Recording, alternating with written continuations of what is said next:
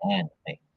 So, hello everyone. So, today, i-record lang, answera nato tong inyong reviewer for tomorrow's exam. So, I hope na nag-answer mo daan para or nag-review mo daan, nag-try mo answer ato para naatay para guide na lang jud ni sa murag i-check na lang ninyo ang inyong answer kung tama ba or mali. Okay? So I hope na you were able to study in advance. Okay, so let's begin. We will start off with circles. Yan, para mabilis lang tayo.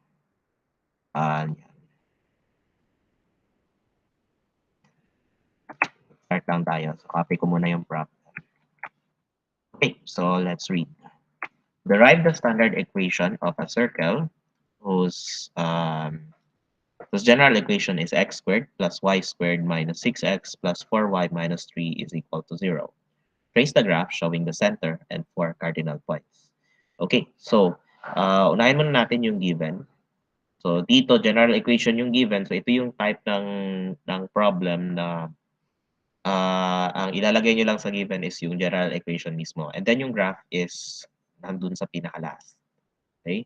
So first is you just simply write x squared plus y squared minus 6x plus 4y minus 3 equals to 0. Okay, then required. So required is standard equation. Okay, so on to our solution. Okay, so sa solution tayo. So of course, kung gagawin niyo kung general to standard, of course, yung main technique is the completing the square. So unang gagawin niyo is i-rearrange niyo muna yung variables. Okay? So lahat ng x magkatabi na, and then lahat ng y. Okay, may pumapasok pa sa dali lang. Okay, add it.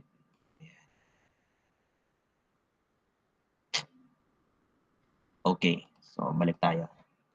Okay, so x squared plus y squared. So itabi natin lahat ng x and then lahat ng y. So you have here x squared minus 6x, okay, and then plus y squared plus 4y, and then yung constant, i-transpose natin sa kabilang side. So magiging positive 3 na siya. Okay? So next step is the completing the square. So dito sa every third yung pangatlong term dito sa x, maglalagay tayo ng blank. So x squared minus 6x plus blank plus y squared plus 4y plus blank equals 3 plus blank plus blank. So, I hope na remember niyo yung concept dito na kung ano yung pag may gusto tayong i-add sa left side, we will also add the same sa right side. So, purpose nito is para ma-complete yung square. So, ma-factor natin siya into a binomial square. Okay. So, ang gagawin natin para ma-complete natin yung square, ito siya, i-divide natin ng 2. So, 6 divided by 2 is 3. Pagkatapos niyan, isi-square mo. So, 3 squared. So, 3 squared is 9. Again, divided by 2, tapos square. So, again, you do the same for the y. So, ito, 4 divided by 2 is 2. And then 2 squared. So, 2 squared is 4. So, of course, 9 and 4 siya. So, dito din, 9 and 4 din. Yun nandito sa kabila. Okay. So, pag na-complete mo na yung square, ang next mong gagawin is, of course, ipa-factor mo na siya as a square of a binomial. So, ito, just copy, then magiging square na siya. So, dito rin sa kabila, ganun rin. Magiging square na siya. So, i-copy mo lang yung variable, x, and then dito sa kabila, yung y. Tapos, yung middle term, yung sign nitong middle term, ito, negative, yun rin yung ika-copy mo dito sa binomial. So, dito negative siya. So, dito negative din. While this one is positive. Tapos, kung ano yung number dito, yan rin yung ilalagay mo dito sa baba. So, this one is 3 and then 2. Okay. So dito, 3 plus 9 plus 4. So 3 plus 9 is 12 plus 4 is 16. So ito na ngayon yung standard equation. So if you're familiar with the standard equation ng circle, it's x minus h squared plus y minus k squared equals r squared. So yan na. So remember, ang aside sa equation, kailangan rin natin ng graph. So right after the standard equation, graph na naman tayo. So para maka-graph ka ng circle, of course, kailangan mo yung center tsaka yung radius. So, identify muna natin yung center. So yung center ng circle, base dito, that is 3, and then negative 2. Okay, again, bakit negative 2? Kasi yung sign sa coordinate ng center is opposite siya nung nasa equation. Kung negative yung nakikita mo dito, positive siya sa coordinate. Kasi nga, di ba, x minus h. So, minus and then h. So, yung h mo lang talaga is yung 3. Pero what about the positive? So, gagawin mo pa ring minus. Di ba para maging minus siya, yung positive, gawin mong dalawang negative. So, ito siya, magiging minus, minus, minus, minus yan siya actually. Di ba? Ang positive is dalawang minus. So, dun sa equation, y minus k. So, y minus yung k is yung negative 2. Okay. Para madali na lang matandaan, kung ano yung sign dito, opposite siya dito sa coordinate. So, negative dito, so naging positive siya. And then, ang positive, ang negative, ang positive, yun yung magiging negative. May nag-ask ng question. Okay lang.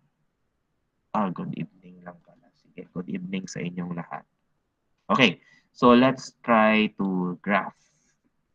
So center, and then yung radius, okay, balik tayo. Yung radius is yan yung square root nito. Di ba remember this one, this portion here is the r squared.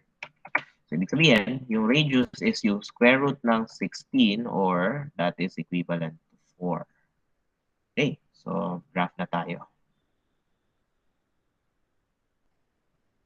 Okay, so unahin muna natin locate yung center. So that is 3, negative 2, admit. Okay. Hindi lumalabas yung ano. Sandali lang Sino ang sumata na nag-try pasok? May nag-pasok kasi. Suggestion ko lang dun sa magpasok, gamitin nyo yung Ado email niyo para diretso siya. Kay, ano pa ako ng admit, tapos magpapa-admit pa ako, tapos biglang nawawala. So, hindi ko na. Anyway, so locate muna natin yung center, that is 3. So, 3 units. And then, negative 2, so sa baba. Okay. So, nandito siya banda sa baba. Yan.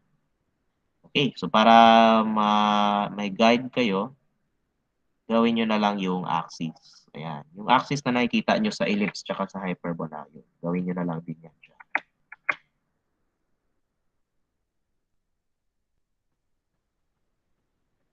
Okay. So, ang next nyo gagawin is mag-count na lang kayo from the center, you count 4 units. Kung ilan yung radius ninyo, mag-count kayo ng 4 units. So here you have 1, 2, 3, 4. So that's your first point. And then here sa left side, 1, 2, 3, and then 4. So this is the second point. Third point, 1, 2, 3, 4. Sa taas, fourth point, 1, 2, 3, 4. And ito yung nasa baba. Okay. Admit. Okay. So, pag meron ng 4, di ba sabi lang 4 cardinal points? So, once you have the center and the 4 cardinal points, then your circle is actually good to go. So, yan. Okay. So, I hope na kailangan ninyo is kailangan at least may label yung isang scale ninyo para may guide ako kung ano yung mga bag list din sa ano ninyo. Diyan nakakalimutan nyo yun. Yung gano'n, eh, yung label sa at least yung label sa scale. So, hindi naman necessary na kailangan i-label ninyo lahat, okey? Yung kahit na yung isa lang do'n. So, ibig sabihin ko lang do'n na yung kunwari yung tatlong ano, so 3 yun. So, understood na yung kada isang baglis ganyan is 1 unit yun siya. Okay, so that is the standard equation and this is the graph. Okay, so that's for number 1. So, I hope nakuha niyo yan siya. Okay? So, next is number 2. Okay, so let's have number 2. Okay, delete ko lang muna 'to. Zoom out muna before ano, before delete. Ayan. Okay, then delete natin. Let's have number 2.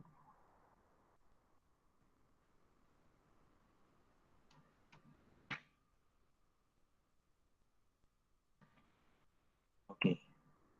Number 2, formulate the standard equation of a circle whose center is at negative 2, 5 and is tangent to the line 2x plus y minus 4 equals to 0.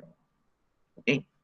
So, ang una mo nang gagawin dyan is i-graph muna natin yung line. So, that means to say, gagawa tayo ng table of values. So, pag nag-graph tayo ng straight line, we need yung usual natin, hinahanap natin yung intercepts.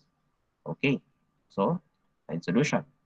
So, when x is 0, so y minus 4 is equal to 0 or y is equal to 4. So, ito yung first natin, y-intercept. And then, for the x-intercept, you have 2x minus 4 equals to 0, or that would be 2x equals 4. So, divided by 2, you get x equals to 2. So, your 2 points are 0, 4, and 2, 0. Okay, so graph natin. Okay, so x and then y. So 0, 4, so 1, 2, 3, 4. Yan. Isang label lang. And then 1, 2. Okay, so 0, 4, and 2, 0. Yan. Okay. So, ito yung trace ng line. Okay. So, that is 2x plus y minus 4 equals to 0. Okay. So, next is ilocate natin yung center. It's at negative 2, 5. So, negative 2, 1, 2, negative 2. And then 5. Okay. So, 1, 2, 3, 4, 5. I think parang nandito siya. Let's check kung 2 and 5 pa siya dito. Okay. So, lang Negative 4. Okay. So, negative 2, 5, I think it's somewhere here. Okay. So, yung circle mo, just make sure na nag-touch lang, somewhat nag-touch siya sa line and then nag-center siya. So, medyo maliit yung circle natin. So, remember tangent siya sa line, so nag-touch siya dapat sa line. Tapos naka-center siya. Okay. Nakagamay ang circle. Okay. So, let's move on sa required. So, required is the standard equation. Okay. So, solution. Okay. So, you're given a center and a tangent line. So, ang kailangan nating hanapin is yung radius. Now, since given yung line, so remember na yung radius is the distance from the center and the tangent line. So, what we're going to use is the distance formula d between the line and the point. So, yan siya yung ax1 plus by1 plus c over the square root of a squared plus b squared. So, ganyan. Okay. So, by context, yung d natin na gina-solve dyan, yung d dito sa ano, that's actually the radius. Kasi distance from point center to the tangent line. So, that is the radius.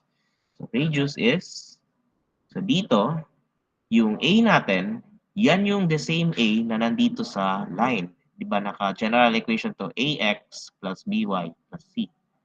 So 2x1, yan. And then plus 1y1. 1 lang yung B eh. So 1y1 minus 4 all over square root of A squared plus B squared. No. Substitute na natin. Yung A natin is nagkataon na 2. So 2 squared plus 1 squared. Okay. So, remember na yung x1, y1 natin, that is the point outside the line. Yan yung kinakuhaan natin ng distance padulong sa line. Which is yun yung center actually. Diba? So, yan siya yung point. So, ibig sabihin, yung i-replace mo natin sa x1 and y1 is actually the h and k. So, write natin that is 2 times yung h natin is itong negative 2 kasi yan yung coordinate ng center. So 2 times negative 2 plus 5. Okay, minus 4 over, ito sigurong square root pwede na nating i-simplify. So this is square root of 4. 2 squared is 4 plus 1. So that is square root of 5. Okay.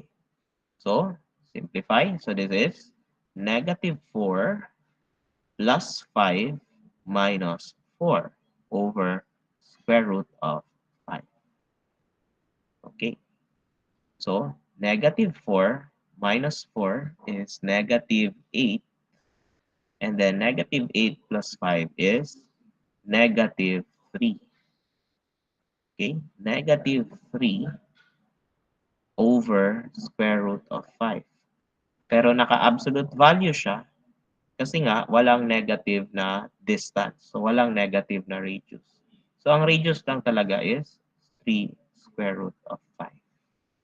Okay, so meron na tayong radius and then meron na tayong center. Then it's time to formulate the standard equation. Remember that the standard equation is x minus h squared plus y minus k squared is equal to r squared. So all you need to do is substitute the values. X minus negative 2 squared plus y minus 5 squared equals, yung r natin is ito. So 3 over square root of 5 quantity squared. So simplify, you have x plus 2 squared plus y minus 5 squared equals, so yung square nito is 9 over 5.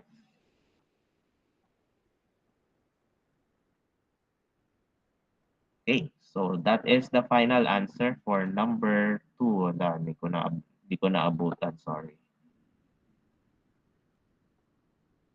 Okay. Sino yung magjo-join sa. Okay. So, let's try to zoom out. Kamay kayo siya. So, butang na siguro nato. Dire no para sabay better. Kani butang nato siya sa taas. Then butang nato siya dire para magkasya siya sa isa ka. Ayan. Okay. So that is the number 2 problem in the reviewer circle. Okay, so the final answer is x plus 2 quantity squared plus quantity y minus 5 quantity squared equals 9 over 5. Sir, pwede naka-decimal yung final answer. I would prefer fraction. So please write it as a fraction. Okay? Okay, fraction na lang. Madun ko naga-decimal sa ako ang answer. Okay? So, delete. Next is number 3. Let's see.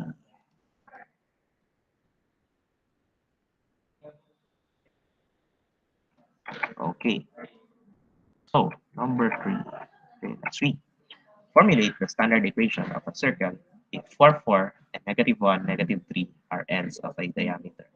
Okay, so ends of a diameter daw. So, given. So, very explicit lang. You just need to locate the two.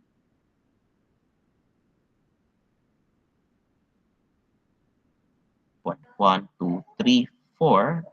And then 4 din sa y. 1, 2, 3, 4. So, the location of the point is here. The next is -1. And then -3. 1, 2, 3. Okay, so nandito. So, these are the ends of the diameter. So, pag ganito yung circle. Okay, yan yung diameter. So, your circle is something that looks like this one. Unit lang yung circle. Okay, so yan siya. Okay, so required. Required is the standard equation. Okay, standard equation. Okay. Ano sa nato ang setting sa ta?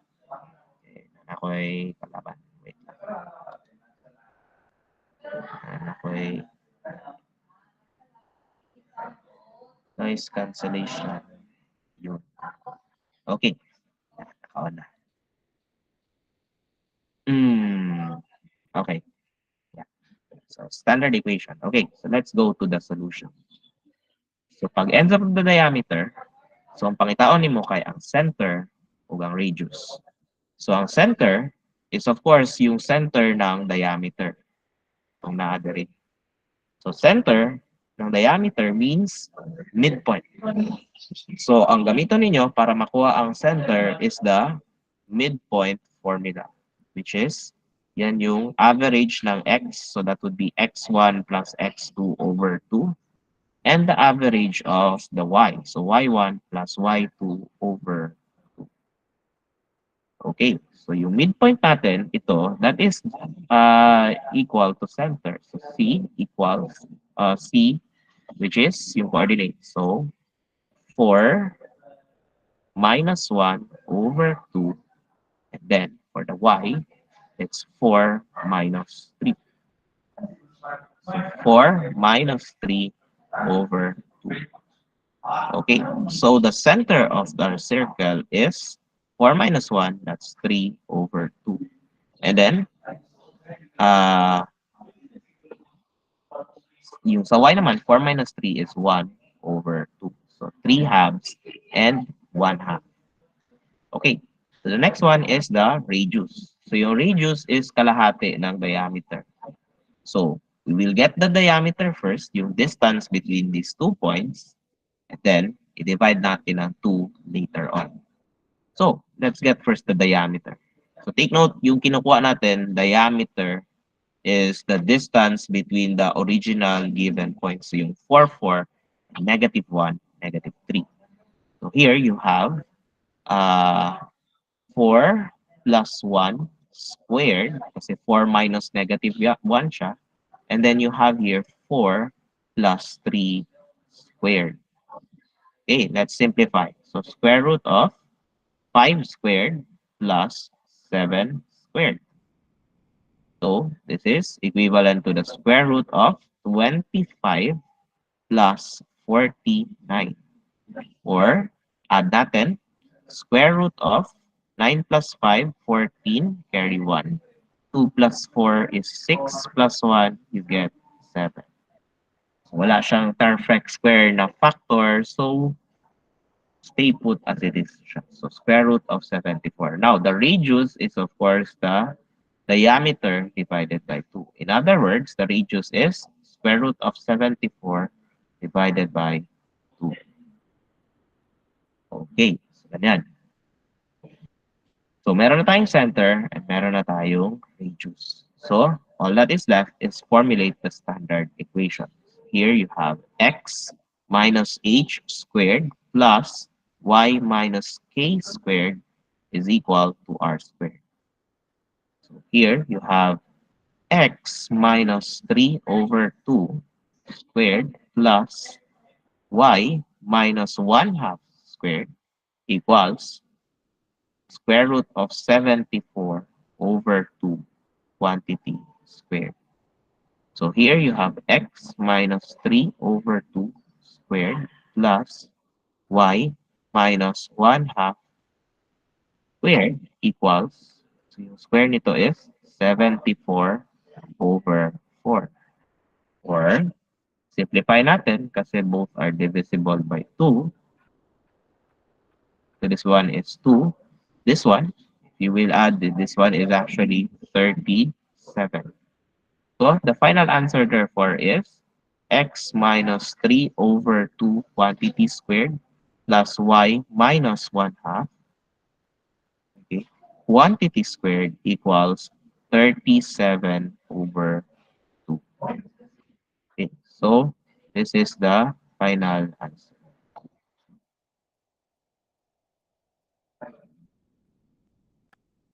Okay, let's zoom out and then review natin.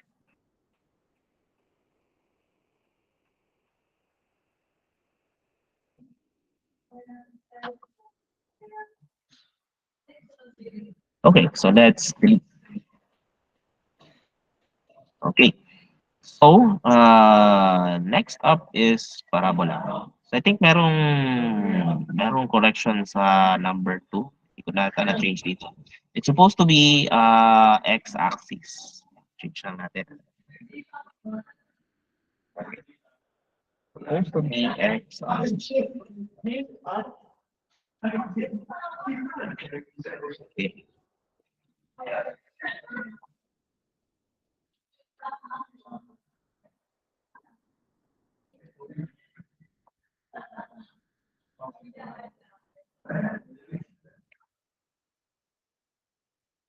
Let's tackle the first equation.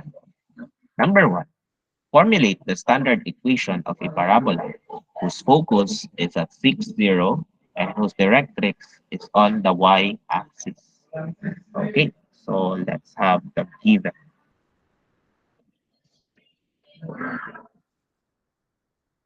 Okay, so given, unahin muna natin is yung focus which is at 6, 0. So 1, 2, 3, 4, 5, and 6. Okay, so here is the first point. So this is the focus. And the directrix is on the y-axis. So, di ba sa Cartesian plane natin, ito yung x and y. So, yung directrix mo is yung y-axis mismo. Yan. So, that is the D. Okay. So, required will be the standard equation.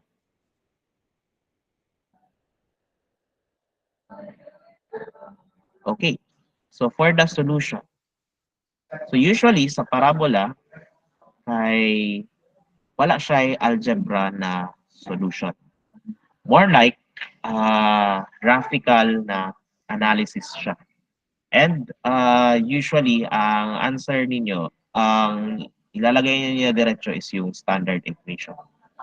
So, before you will be able to write the standard equation, mas helpful siguro kung ma-list down ninyo tanan info na pwede ninyong malaman about the parabola.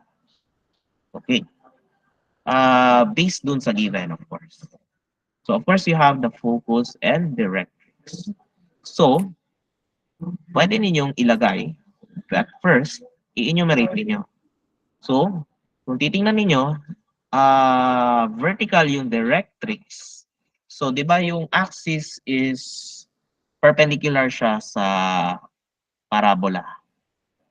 So, ang axis, kung vertical ang directrix, so yung axis mo is horizontal. Okay. Axis is horizontal. Tapos 'di ba kung horizontal ang axis, ganun rin yung orientation ng parabola. So, you can say that parabola is also horizontal. Okay.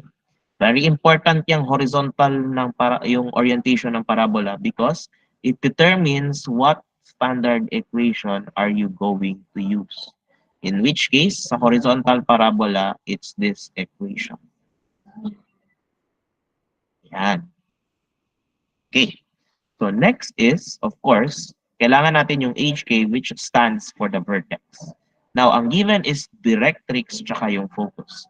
Now, dito kailangan nyo ng knowledge nung asan yung location ng vertex with respect to either the focus or directrix. Di ba ang directrix to focus, yung kalahati niyan, is yan yung nandun yung vertex. So, nandito yung focus, di ba? So, yung kalahati, nandito, di ba, 6 yan siya. So, ang kalahati ng 6 is 3. So, ibig sabihin, ilo-locate natin yung vertex dito banda. So, ano yung ilalagay mo dito? Vertex V is at, ano yung coordinate dito? That is 3, 0. Next will be the P. So, yung P, di ba, yan yung the same distance from vertex to focus, that's the same P, or you can also compute that distance between vertex to directrix. That's the same P. So, ilan ba yung P? So, from there, you can actually count the number of units. So, diba? From vertex to focus, if you count 1, 2, 3.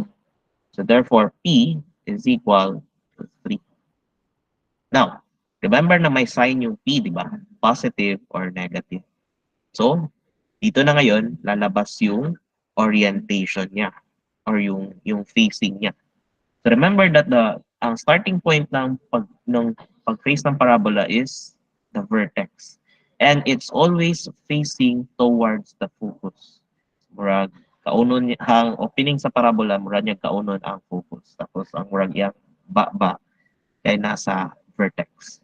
So that means to say that the parabola actually opens to the right, which means for the P, you will have, ano yun? Opens to the right. Parabola opens right. So therefore, P is positive. P dito is just positive. So meron na tayong vertex and P. So yun lang actually yung kailangan natin sa parabola. So therefore, you can now formulate the standard equation of the parabola. In which case, the parabola is y minus 0 quantity squared equals to 4 times 3 x minus 3. Or if we simplify, this now just becomes y squared equals to 12 x minus 3. Okay, so this is the final answer. So usually kaning orange na part diri na text kay dili na ninyo na nahara na siya sa scratch paper. But you may want to add that since most of the time sa inyo kay dili mo ka-answer diri na part. Kay kung kabalo lang mo gamit ani kaning part lang usually ang makita ninyo sa solution. Kaning naka-yellow. Kani mora na usually ang mugawas sa solution. Okay? So, nalala siya kabubok. Okay? So, kani siya katong mga list of conclusions na conclude nimo based sa given. Ano yung info about the parabola based on the given. So, and then yun siyang idagdag if you want. Okay. Yan yata yung kailangan niyo sa parabola. Anyway, so this is number 1 problem. Okay, so okay, next is number 2.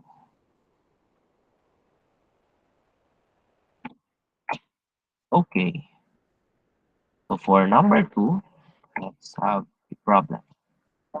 Formulate the standard equation of a parabola whose axis is parallel to x-axis, vertex at 1, 2, and one latus rectum at -1, -2.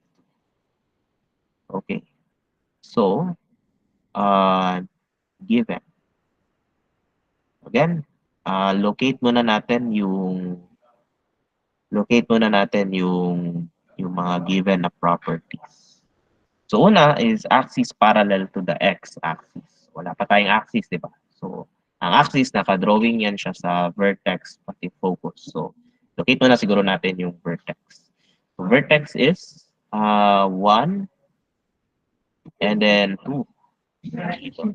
So vertex is right here. So ibahin siguro natin yung color. So here is the vertex. So sabi daw, axis is parallel to the x-axis. So the axis will also be horizontal. Ganyan. And then, one latus rectum is at -1, -2. So let's try to locate that.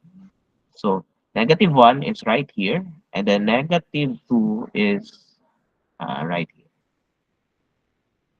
Okay, so second point, yung isang latus rectum here is the R1.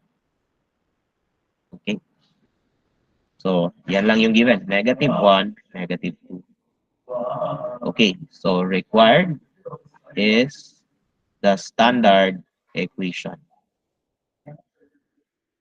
Okay, so solution. Okay, so let's analyze first kung ano yung given sa atin. So una yung axis. So axis is parallel to the x-axis, di ba? So which means yung pag-drawing natin is horizontal. So from that alone, we can say that the parabola is horizontal. Okay? So which means, ang gagamitin pa rin natin is the same. Y minus k squared is equal to 4p x minus h. Okay? Next is yung latus rectum. So yung vertex, walang problema. Given na yung vertex, diba? 1, 2. So that's one requirement for the standard equation. So the other one is, of course, yung p. Okay? So, remember na yung latus rectum is actually measured from the focus. And yung focus is nasa axis din. So, di ba, remember yung parang paliko niya? Di ba, from vertex, dadaan mo na siya sa focus along the axis, and then saka siya magliko papunta sa latus rectum. So, if you will create that same pathway na mag-pass through muna siya through the axis, siya magliko papunta sa latus rectum, it would look like this. Yan. Klaro siguro kung blue yung i-ano natin. It looks something like this. So, ibig sabihin, yung focus is actually right at the crossroads. So, you may want to check the notes about the parabola on this one. So, yung focus is right. Anyway, dili na nato, pwede ninyo isulat yung coordinate ng focus, but more importantly, yung distance between the vertex and focus. So makita ninyo, from there, mag-count ka ng units, that's 1 and 2. So that's actually 2 units. Okay, so that is the numerical value for the P. Now, kailangan muna natin is hanapin muna natin yung facing ng parabola. So, di ba, magsa-start tayo sa vertex and then the latus, you may want to use the fact na facing siya always sa focus from the vertex, or yung pag-drawing ng parabola is horizontal whilst passing through the latus rectum. So, ganito yung drawing ng parabola. Okay? You can see, it's actually facing to the left. So, facing left. So therefore, P is negative. So meron na tayong numerical value for P kasi yan yung distance from vertex to focus. So P is equal to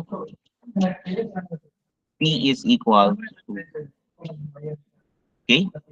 P is equal to -2, sorry. Ayan. Kasi negative yung P. Okay. So P is equal to negative. So, finally, meron ka ng P at saka meron ka ng vertex. So you will write now the standard equation. So, y minus 2 squared is equal to 4 times negative 2 x minus 1. And then simplify, you have y minus 2 quantity squared equals 4 times negative 2 is negative 8 x minus 1. Okay. So, ito na yung final answer. Yan.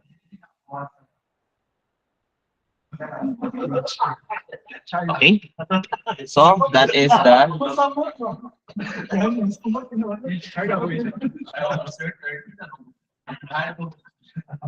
okay. Sige. So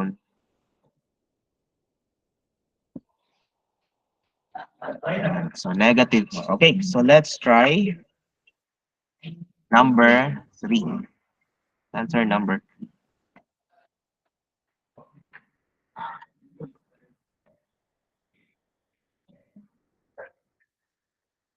Okay, so number 3. Formulate the standard equation of a parabola whose axis is parallel to x-axis. Vertex is at negative 2, 3, and is passing through 0, 4. Okay, so given. Okay, so locate again as usual. Locate first the points, given points. So negative 2 and then 3. Okay, so negative 2, 3. So dito yung vertex natin. Vertex.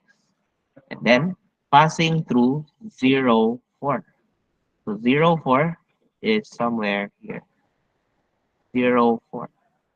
So ito yung point natin. So random point lang siya. So that's they name it P. Okay. So axis is parallel to the x-axis still. So yung pag-drawing natin ng axis will still be horizontal. Okay. So if we will try to draw the parabola, you start from the vertex and then you connect it to the point. Okay? Tapos yung parang orientation niya is horizontal. So your one side of the parabola looks like this. So syempre symmetrical lang yung axis. This one is the axis of symmetry. So whatever is the shape of the graph dito sa taas, yan rin yung shape ng graph dito sa baba. Right. Okay, so that will be the parabola. Okay, so required. Okay, so this one is the standard equation. Okay, so solution. Okay, so ito siya, meron siyang konting algebra. If it involves a random point, yan, may konti siyang algebra. So unlike dun sa previous two examples. Okay, so still we can make some deductions first before solving. So here, yan na siya nakalagay, parabola is horizontal and facing right. So therefore, yung gagamitin mo na standard equation is still this one. Is equal to 4p x minus h. And then p is positive. Okay. So that's the two conclusions. So you already have the vertex. So ang kailangan mo na lang actually is yung p. So the random point is actually a point on the a coordinate for x1. So itong vertex, it's the hk. So that's the time that you will substitute the values. So dito, you have, diba, y minus k squared equals to 4p x minus h. So let's substitute. So y is 4 minus, k mo is yung 3. So 4 minus 3 quantity squared is equal to, dali lang.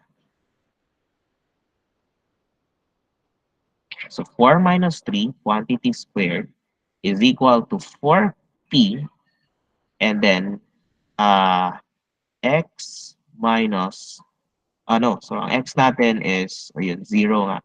Diba? So, 0, oops, 0 minus negative 2. Yeah.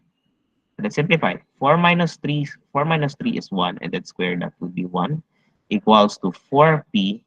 And then this one is 0 plus 2, so that's just 2. Now, dito, you don't necessarily need to solve for the p itself. Remember, sa standard equation, ang kailangan natin is 4p. So you may want to retain the 4p. Instead, you divide it by 2. So dito, 4p, ang iwan mo na lang is yung 4p. So dito, 4p is 1 half. The purpose is para yun na diretso yung isa-substitute mo. So for the final answer, you will have y minus 3 quantity squared equals yung 4p mo, that's 1 half. And then x, di ba, minus negative 2, so that would become x plus 2. So this is the final answer.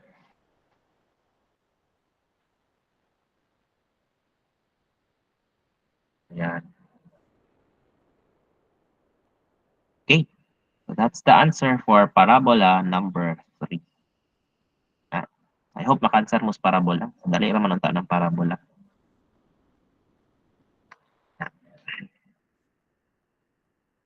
Okay, so let's move on to ellipse.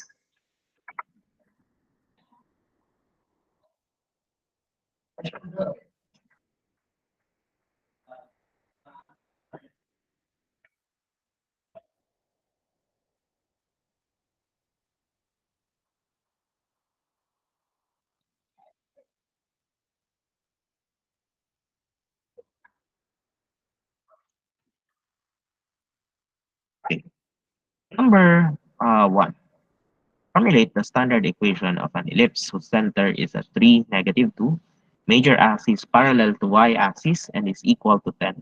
Latus rectum is equal to 12 over 5. Okay, so pag ellipse naman tayo, again, the same as usual, locate mo pa rin yung mga points. So you have here 3, negative 2. So 1, 2, 3, and then negative 2. Let's locate the center. Nandito siya. 3, negative 2. And then from there, you create the two axes. Okay. So we still don't know which one is the major and which one is the minor axis. So just trace horizontal and vertical lines for now. Okay. So sabi daw, major axis parallel to y-axis. So yan. So, naka-state na ngayon. So kung ano dito yung axis, yung nakaparallel sa y-axis, yun yung ilalabel natin as major axis. And is equal to 10. So, equal to 10. So, kung 10 siya, ang buong major axis, meaning, yung buong length niya is 10. Kung i-measure, hatiin natin siya along the center, that would be 5 above and 5 units below. So, count tayo. 1, 2, 3, 4, 5. So, this is the first point. And the second point is 1, 2, 3, 4, and 5. Okay. Then tayo ng line. Okay. So this is the second point of the ellipse. Nandiyan yung vertices natin. And then latus rectum is equal to 12 over 5. So, dili ta maka-drawing og latus rectum kay kailangan nato og focus for that one. So, you just simply list it down as 12 over 5. Okay. So, required will be the standard equation. Okay, so solution. So here, you may want to declare first kung ano yung orientation ng ellipse. Dito. So, major axis, meaning yan siya yung nagde-determine kung ano yung orientation ng ellipse. So, since it's vertical, so your ellipse is also vertical. So, dapat yung pagka-drawing ng ellipse mo, since ito siya yung major axis, dyan yung vertex. So, dapat yung estimated ellipse mo is also vertically oriented and make sure that it passes through the two uh, vertices. Yan, andyan. Kasi nga, mga vertices yung nandito. V1 and then V2. Okay. So next is, dun tayo sa solution. So sa solution, for ellipse and hyperbola, usually ang una mong i-formulate is yung tatlong equation. So yung ellipse and hyperbola, sila yung may tatlong equation. So first is, yung equation will be based on the given, of course. So dito, sabi daw, major axis parallel to y-axis and equal to 10. So major, the word here is the major axis and is equal to 10. So major axis, if you will look at your notes, that's equal to 2a equals to 10. So that's the first equation. Then latus rectum. So latus rectum, again, look at your notes. It's 2b squared over a is equal to 12 over 5. Of course, the third one is the staple equation for the ellipse, which is c squared equals a squared minus b squared. So these are the three equations that you need to formulate. Basically, for ellipse and hyperbola, you will solve a system of three equations, all in all. So you have three unknowns there, a, b, and c. You need three equations. But what you only need is the a and the b. So once you have the a and b, you may not want to solve for c anymore. So there's that. Okay, so next will be, of course, dito, solve tayo. So dito sa first equation, readily to solve to a na. So yung a, so 2a equals to 10 divided by 2. So a is equal to 5. Okay, so itong a equals to 5, magagamit na natin ito pang substitute dun sa ibang equation. In which case, we go for the second one. So 2b squared over a is equal to 12 over 5. Substitute natin yung values. So that would be 2 times b squared over 5 is equal to 12 over 5. Of course, let's multiply both sides by 5. Yeah. So both 5s cancel on each side. So you will get 2b squared is equal to 12. Or if you divide everything by 2, you will get b squared is equal to 6. So you now have an a, and you have a b. So remember, you either get the a o yung A or B or yung A squared, B squared. So remember sa standard equation kay A squared and B squared naman talaga yung hinahanap. Diba? So, pwede actually A squared tsaka B squared na lang diretso yung hanapin niyo. Para hindi na kayo masyado mahirapan. Okay, so meron tayong B squared and A. So again, with the center at given at yan, 3, -2. So yung orientation, ellipse, so vertical siya, so we will start with Y. So Y, ayan, y plus 2. So y plus 2 quantity squared over yung a natin, kasi siya yung major, so 5 squared, that's 25 plus x pala, plus x minus 3 quantity squared over your b squared, in this case yung 6 is equal to 1.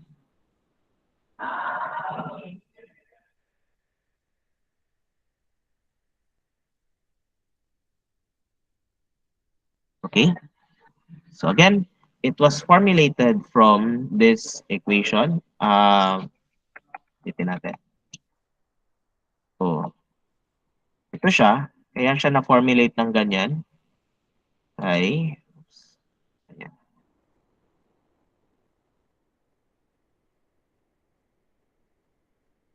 Okay. So, na-formulate natin siya ng ganyan. It's because we know that the ellipse is vertical from the orientation of the major axis. So, yung kailangan natin na formula is ito.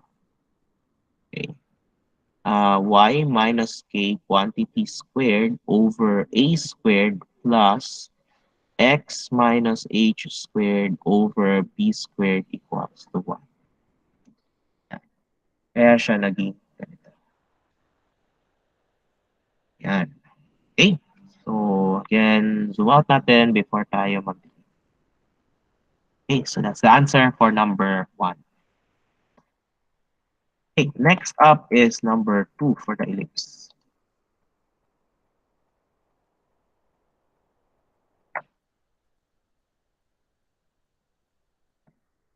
Okay, formulate the standard equation of an ellipse. Center is at -1, 0. Major axis parallel to x-axis. One focus located at 4, 0. And distance between the rectrices is equal to 72/5. Okay, so the given. Okay, so let's locate some of the points. Okay, so dito. Center is at -1, 0. So -1 and 0. So 0 lang man. So nandito. So this is the center. So the axis is ito yung vertical and ito yung horizontal. So para nag-coincide lang siya sa x-axis. Major axis parallel to x-axis. So that means to say that this one is yung itong horizontal, this one is the major axis. Okay. So one focus is located at 4, 0. So 1, 2, 3, and then ito pala magsa-start sana. So this is the x and the y. So this one is 1, 2, 3, 4. Okay, so nandito. So this is the location of one focus. Okay. And then the distance between the rectrices is 72/5. So ilan yan siya? Let me get my calculator.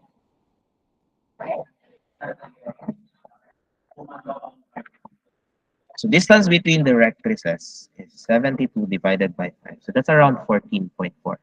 So if I'm going to divide that, 14.4, no? So if I'm going to divide that along the center, so we divide natin by 2. So that means to say, to the left and to the right of the center, 7.2 siya. Remember, ang directrices, kabalo na ta kung asa major axis. So dito ta magparallel sa major axis. So distance and count natin siya sa major axis. So 7.2. So we will count 7.2 from the center. So here, let's start from the right, from the left muna. 1, 2, 3, 4, 5, 6, 7. Tapos may batal gamay. Okay? So here is the first directrix. That's the D1. And the second directrix is counted from here. So center again, another 7.2. So 1, 2, 3, 4, 5, 6, 7. Tapos may batal gamay. So here is the second directrix. Okay, so that's D2. Okay. So your ellipse is actually horizontally oriented based on the problem. Kasi nga, provided na major axis parallel to x-axis and then the focus is also kalinya lang niya along the horizontal. So, yung ellipse mo will be drawn like this, horizontally oriented. Now, make sure that the vertex, kung saan siya mag-cross sa major axis, dapat between siya sa focus and directrix. So if you look again at the notes on the ellipse yun sa PPT, nakikita niyo na yung ellipse between sa kanya is yung focus and yung directrix. So murag the same order siya sa parabola. Difference lang sa parabola kay equal yung length nila. Sa ellipse kay hindi ganun. So wala pa man ta kabalo kung asa ang vertex dyan. So just make sure that it's located somewhere between focus and directrix. Okay. So required standard equation. Okay, so solution. Again, formulate the three equations. So let's start with ang unang binigay dito is yung focus. So that's 4, 0. So remember that the distance, the half distance from center to focus, ito siya, that is equivalent to C. Okay. So again, center to focus is C. Yung binigay ko dun sa PowerPoint is 2C, that's focal length. So from focus 1 to focus 2. So yung kalahati nun, yun siya yung measured from the center. So C lang yun siya. center to focus. So your first equation will be C equals 4. Then, distance between directrix, di ba? It's already given at 2a squared over c equals 72 over 5. And then the third one will always be the staple equation. C squared equals a squared minus b squared. Okay, so this is your three equation. Okay, so next up is substitute. Itong C, di ba, value naman talaga yan siya. So, just need to substitute it in another equation. So, in short, ito sa second. So, 2a squared over 4 is equal to 72 over 5. Okay, so cross multiply. So, this now becomes 10a squared equals to 72 times 4. So, this one is 288. So, try to divide it by 10. So, a squared equals 288 divided by 10. So, that is 144 over 5.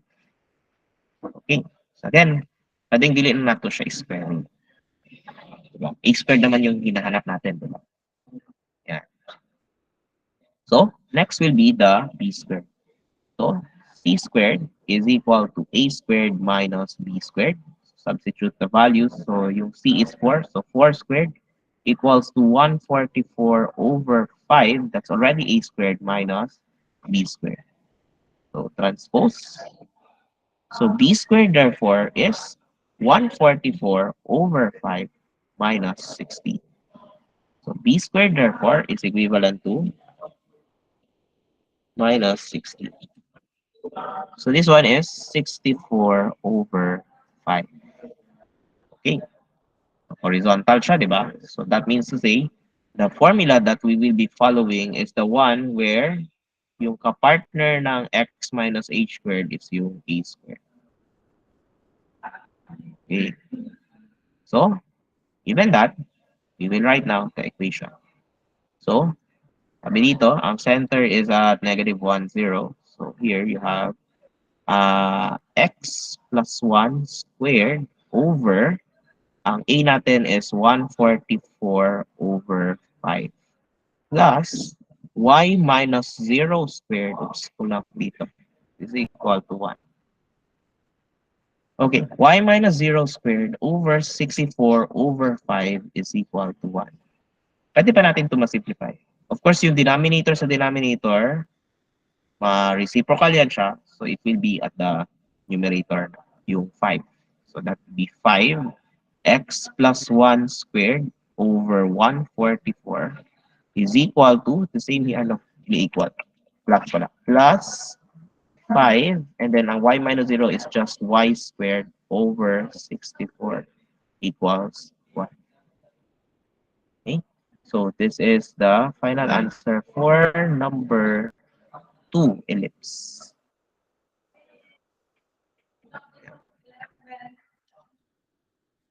Okay, so let's try to zoom out. Uh,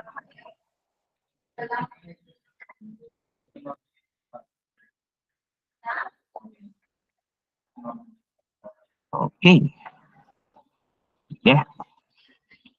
Okay, and delete. Next will be number 3. Okay, copy-paste natin. Okay, so number 3. Derive the standard equation of an ellipse whose general equation is 25x squared plus 8y squared plus 100x minus 64y plus 28 equals to 0. Trace the graph showing the center and 4 vertices. Okay. So again, the same as parang yung number 1 sa circle kanina. So you're given the general, you derive the standard equation, and then you graph. So nasa last part you graph. Here, you have given, okay, 25x squared plus 8y squared plus 100x minus 64y plus 28 equals to 0. And then required is standard equation and then graph. Solution. Right. So again, completing the square pa rin yung style.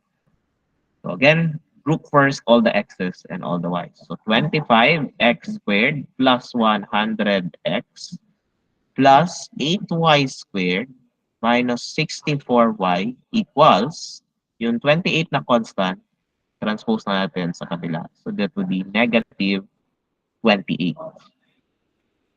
Next, dito, kailangan muna natin i-factor yung factor by grouping. So yung lahat ng x, yan yung hanapan natin ng common factor, and factor, so with 1. So dito, yung sa 25 and 100, common factor is, of course, 25. So 25, now this becomes x squared plus 4x. Here, your 8, factorable is 8, so you have y squared minus 8y equals negative 28. After that, of course, you need to complete the square. So ang i-complete the square mo is yung nasa loob, x squared plus 4x plus blank. And then here you have 8 times y squared minus 8y plus blank equals negative 28. Okay. Now take note yung mga blank natin, mag-add pa rin tayo ng blank sa kabila. But take note na yung blank dito sa first, nakamultiply siya ng 25. So that means to say, yung i-add rin natin ng blank dito, para equal pa rin siya, dapat nakamultiply din ng 25 sa labas. Then, sa kabila, ganun rin. So, plus blank. Pero yung sa may y banda, nakamultiply rin ng 8. Okay, so let's do the completing the square. So, ito i-divide natin ng 2. This becomes 2. And then, pag square mo, that becomes 4. So, this one, 2 is also equal to 4. Next is divided by 2. So, this is 4. And then you square it, that is 16.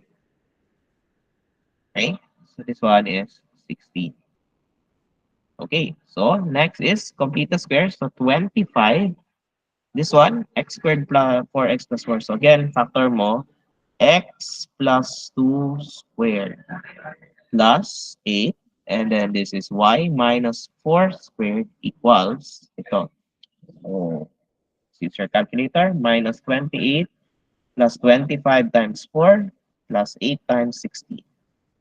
Okay, so that is equivalent to 200. Okay, so ang target natin sa ellipsis maging 1 yung kabilang side. So we will divide everything by 200. Okay, so x plus 2 squared. Okay, ano yung mangyayari sa 25 over 200? 25 over 200 is 1 over 8. So ibig sabihin yung denominator ng x plus 2 squared is 8. Whereas yung sa y minus 4 squared, diba, that's 8 over 200. So 8 over 200, so yung denominator niya is 25 equals 1. So this is now your standard equation. Okay, next is the graph. Okay, so for the graph, we need to prepare just three things. So una yung center. Yung center, you can identify that dun sa x minus h and y minus k. So here, it's at negative 2 and then 4. Okay. Next is, maklaro ninyo dito na 20, although inana ang pagka-arrange siya, take note na ang major axis is kung sino yung mas malaki ang denominator. Ibig sabihin, ang gagamitin natin na is vertical. So ellipse is vertical. It's vertical. So therefore, your A is the square root of 25 or equal to 5. So along the vertical, we will count 5 units up and 5 units down from the center. So next is the B. So B is square root of 8 or that is 2 square root of 2. So that's approximately in decimal, that's 2.83. Okay, so the purpose kung bakit po siya di-decimal form is because I wanted to, para pag mag-locate sa Cartesian plane, maklaro ang 2.83. But when you're presenting your answer, dapat naka, naka, naka whole number form or hindi siya yung naka-decimal. Exact. So, yan lang. Yan lang. So, yung center and then yung A and then yung B. So, let's graph. Okay, so let's locate first negative 2, 4. So that would be right here, negative 2 and then 4. 1, 2, 3, 4. Okay, so here is the center and here are your axes.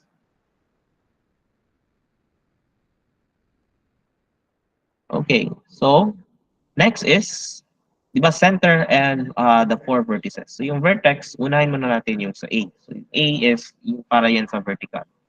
So we will count 5 units. 1, 2, 3, 4, 5. So here is your first point. And then, second point, 5 units down. 1, 2, 3, 4, and 5. So second unit is right here. Then, yung 2.83, that is dito, 2.83. So it's a minor yan siya, so left and right. So from the center, again, count 2 units, 2.83 units. So 1, 2, and then that's almost 3. So dito siya, somewhere in between, pero almost 3 na. Then, you do the same for the other. 1, 2, and then almost 3 dito. So, dito banda yung graph. Okay, so once you have the center and 4 cardinal points, then your ellipse is good to go. Ito na ngayon yung graph ng ellipse. Sa number 3, okay. Let's try to zoom.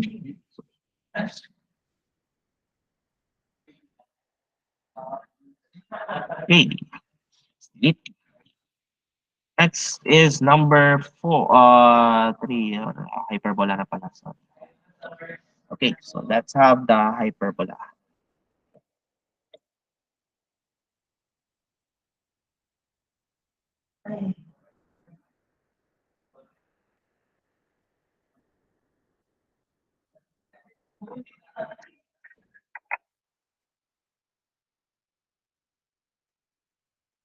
Okay, number 1. Formulate the standard equation of a hyperbola whose center is at negative 2, 0, conjugate axis parallel to y-axis and is equal to 6, and then slope of asymptote equal to 3 square root of 5 over 5. Okay, so let's start with the given first. Okay, so graph. Okay, so center is at negative 2, 0. So negative 2, negative 1, negative 2, 0. So here is your center. So axis, draw the axis. You have the vertical right here. And then yung horizontal nandito. Coincide ko rin siya with the x-axis. Label x and y. Okay, so next is conjugate axis parallel to the x-axis. The parallel to the y-axis, so that's name CA right here. Okay, CA. So ang transverse axis natin is ito. So remember, term sa hyperbola is transverse and conjugate axis. The transverse axis is the equivalent of major axis. So, with our transverse axis on the horizontal, that means to say na hyperbola is horizontal. Okay. So, conjugate axis parallel to y-axis and is equal to 6. So, dito, sa conjugate tayo magme-measure ng 6. Pero remember, total length yan siya. So, kung hatiin natin siya along the center, that means 3 units up, 3 units down. So, that would be 1, 2, 3, and then 1, 2, 3. So, measure lang tayo ng units, pero remember sa hyperbola, walang units ang conjugate axis. So, just a location. Walang vertex dyan. Yan siya pareho ng ellipse. The slope of asymptote is equal to 3 square root of 5 over 5. Okay. 3 square root of 5 over 5. So, ilan yan? So, wala man tayo, hindi tayo maka-drawing ng asymptote. No? So, 3 square root of 5 over 5. So, ilan yan? 3 square root of 5 over 5. Yan, 1.34. So, paano i-measure yung 1.34 na slope? So, di ba remember, that's rise over run. So, ang 3 square root of 5 over 5, pwedeng 1.34 over 1. So, mag-rise muna tayo ng 1. Pwedeng mag-rise tayo ng 1.34. So, nandito. And then mag-run tayo ng 1. So, nandito. So, your asymptote is somewhere here. 0.34. You must draw the asymptote. So, dito, again, pabaliktad. So, negative 1.34 and then 1. So, nandito siya banda.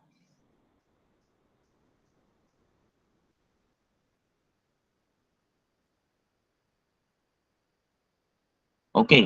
Now, remember that the hyperbola is actually naka-orient siya sa transverse axis. So, horizontal siya. So, yung dito banda sa may conjugate axis, wala na siya isulod. Ang parabola mo, hyperbola mo kay naadiri sa conjugate. So, we still don't know where the vertex is. So, we just need to estimate the hyperbola, vertex somewhere, and then try to make the curve approach the horizontal asymptote. So, like this. Okay. So, required is a standard equation. Okay, solution. Okay, so again, just like with the ellipse, kailangan mo lang i-formulate yung tatlong equation. But this time around, you will use concepts of hyperbola. So first is yung conjugate axis. So conjugate, that's equivalent to the minor axis. May binigay na equivalent that's equal to 6. So that means to say, first equation, 2b is equal to 6. Okay. So next is the slope of the asymptote. Now, careful with the slope of the asymptotes because different yung slope ng asymptote sa horizontal and vertical. There is a slight difference. For the horizontal hyperbola, it's b over a. Pag vertical, it's a over b. So, magkabaliktad na sila. So, pag nagani mention na slope of asymptote, tanawon sa ninyo kung saan orientation sa hyperbola. Tingnan nyo muna kung ano yung orientation para yung appropriate formula for the slope of asymptote ang magamit niyo. So in this case, horizontal siya. So we will be using b over a equals 3 square root of 5 over 5.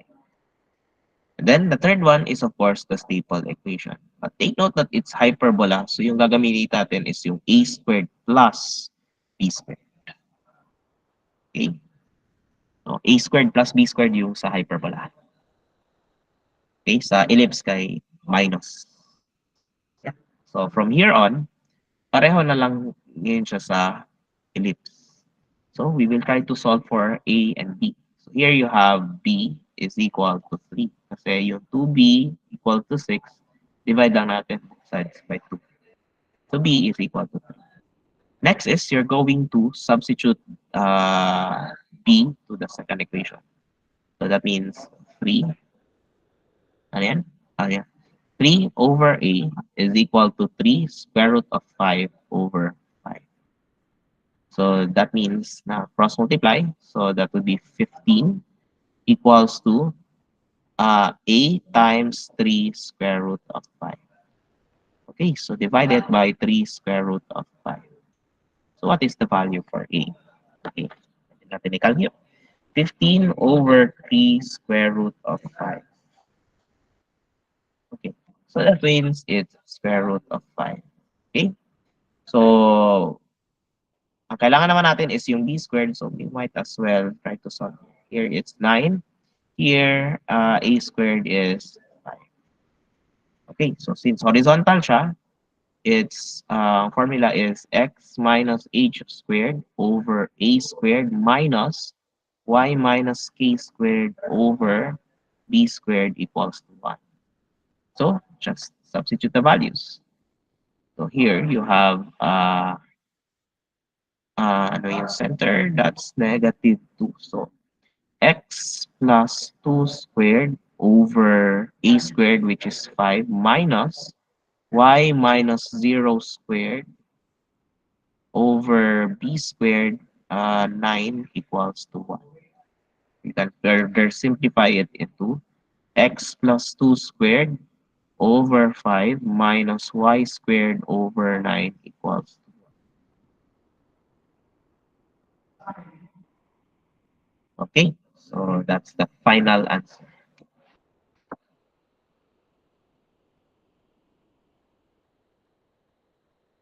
Tama. Okay, and delete. Okay, next is number 2. So number 2.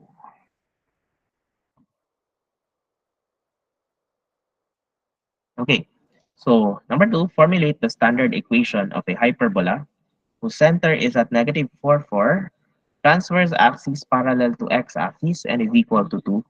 Eccentricity is equal to 2 square root of 2.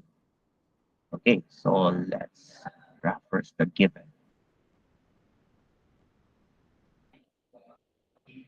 Okay, so center is at 4. 1, 2, 3, 4. And then negative 4. 1, 2, 3, 4.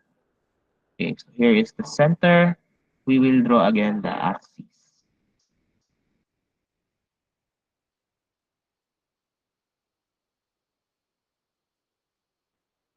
Okay, so 4, negative 4. So that's the axis. So next is transverse axis parallel to x-axis. So again, this is your transverse axis. And is equal to 2. Equal to 2.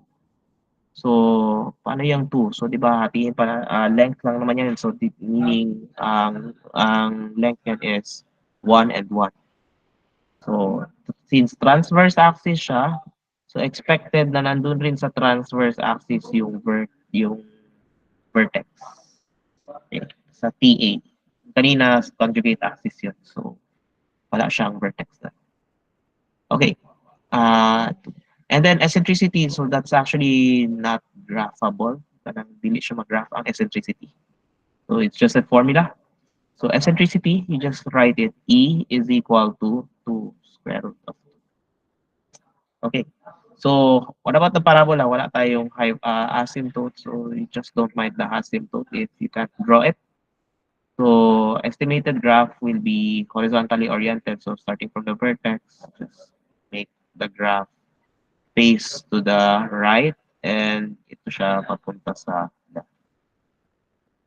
Without any asymptote, so yeah, hindi mo required na i-ano. Pero kung ma-drawing yung asymptote, kailangan nyo talaga at least make the graph approach the two asymptotes. Okay, so that is the graph. Now next, required. Required is standard equation. Okay, so solution. For the solution, again, formulate the three equations. So transverse axis, x-axis equals to 2. So this time, ang given is transverse axis. So we will be using 2a is equal to 2. Now, for the eccentricity, yung E, may formula yan. Diba? E is C over A. Not sure kung saan ko na, ano. I think naka-mention ako yan sa ellipse before. Meron rin yan sa hyperbola. So, C over A is equal to 2 square root of 2. And then, the final equation is the staple equation. C squared equals A squared plus B squared. Okay, so let's solve. So here, 2A equals to 2. You just need to divide everything by 2 and A is equal to 1. The next is C over 1 is equal to 2 square root of 2. So C over 1 is just simply C. So C is 2 square root of 2. Finally, we'll solve for B. So 2 square root of 2 quantity squared equals to 1 squared plus B squared. So transpose, what is 2 square root of 2 then squared? 2 square root of 2 quantity squared is 8, then minus 1 equals to b squared. So b squared therefore is equal to 7. Okay. And then your a squared here uh, is equal to 1. Okay. So for our hyperbola now, horizontal pa rin siya. So yung x pa rin yung positive. So for the final answer, that would be x plus 4 squared over a, which is 1, minus y minus 4 squared over yung b is 7 equals to 1. Or, pwedeng, kung i-simplify pa natin siya, that would be just simply x plus 4 squared minus y minus 4 squared over 7 equals to 1.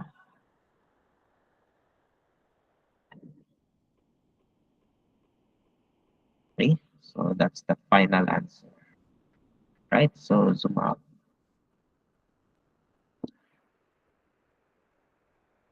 And delete. Okay, last question for the ellipse. Ay, no, sorry, hyperbola pala. Last question for the hyperbola.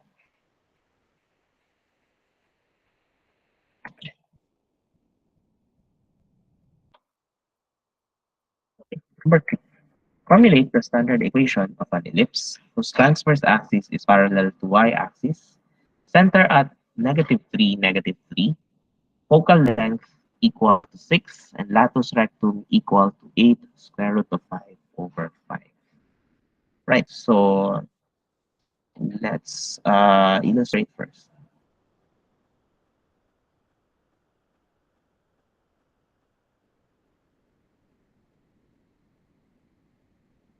Okay, so here you have -3, 1, 2, 3, -3, and then -3, 1, 2, 3. Okay, so that's the center. Okay, center siya. And then focal length equal to C. So may sinabi na transverse axis parallel to y-axis. So vertical na ngayon yung hyperbola natin. Kasi transverse is vertical. So yung focal length is equal to 6. So focal length, that's the distance between focus. So halfway through is yung center. So doon mahati yung focal length. So meaning ang focus is 3 units, 3 units up and 3 units down. Here, let's trace the focus. So that would be 1, 2, 3. Okay. First focus is right here. That's F1. Second focus is right at the bottom. So 3 units also down. 1, 2. So dito yung focus. F2. Okay. Now what about the latus rectum? So this time around, pwede na tayo mag-draw ng latus rectum kasi meron ng focus. So ilan ba yan? If you use your calculator, 8 square root of 5 over 5, that's around 3.57. Of course, yung latus rectum is from one end to the other yan siya. So again, if we will divide it along the focus kasi yung focus yung magiging center ng LR. So divided by 2. So meaning 1.78 kada 1.78 from focus to latus rectum. So we just measure 1.78. Zoom in natin para maklaro.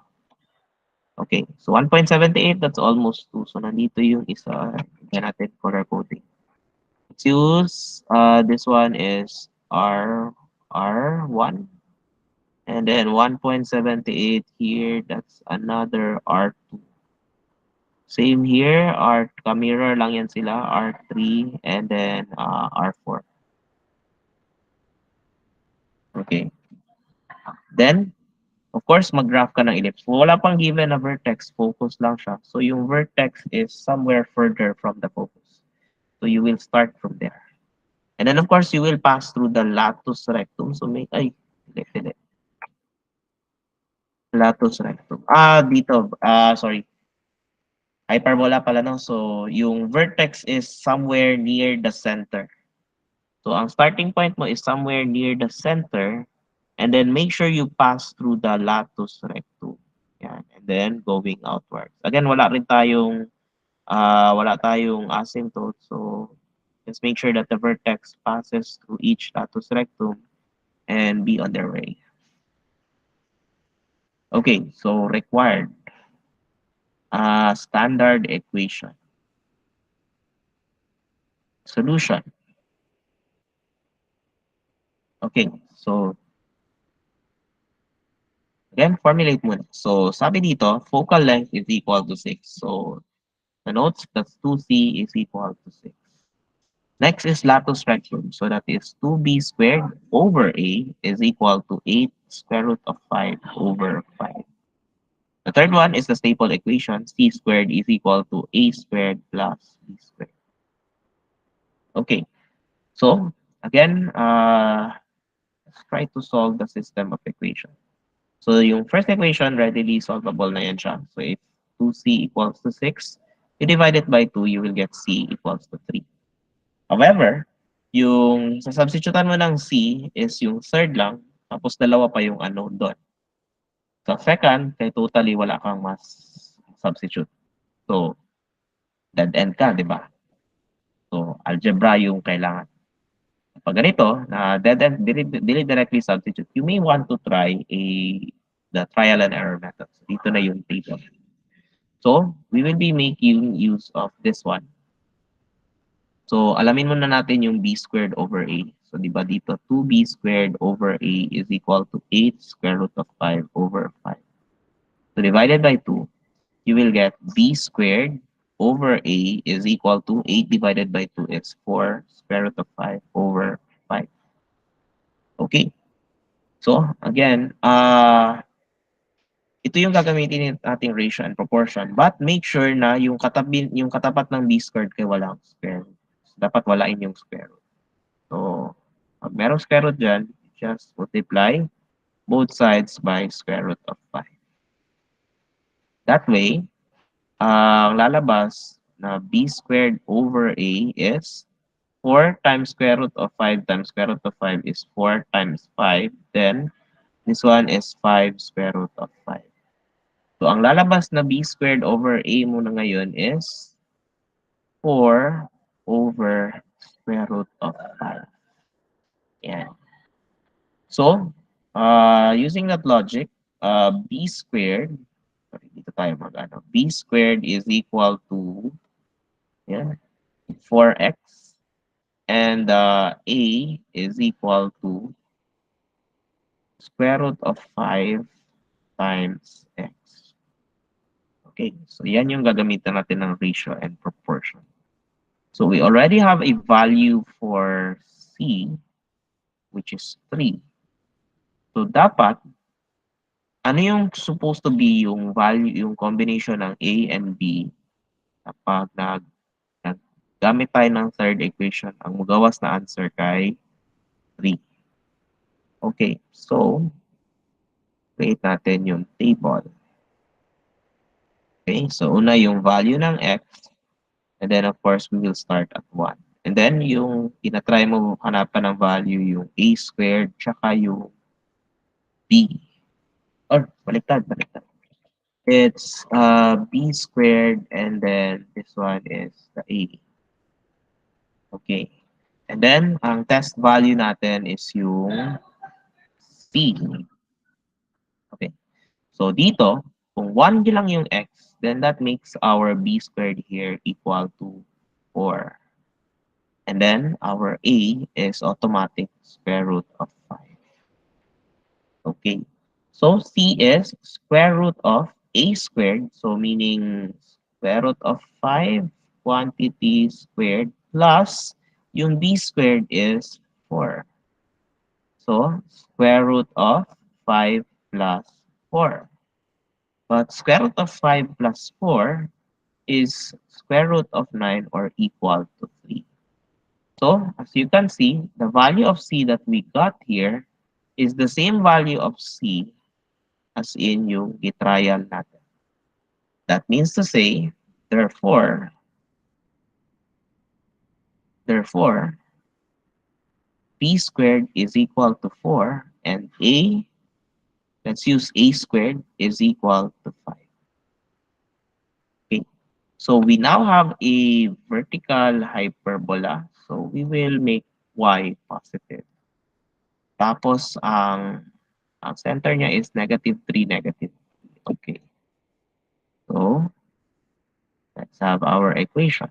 So y plus 3 quantity squared over a squared, which is 5, minus x plus 3 squared over 4 equals 1.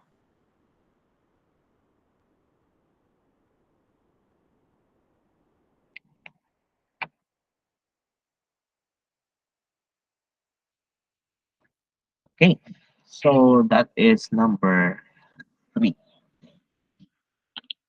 Okay, for hyperbola. All right, and delete.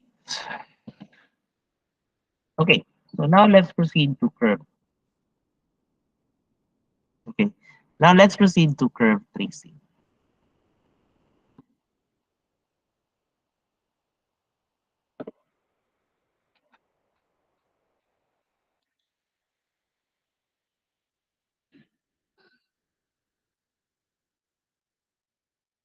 Okay,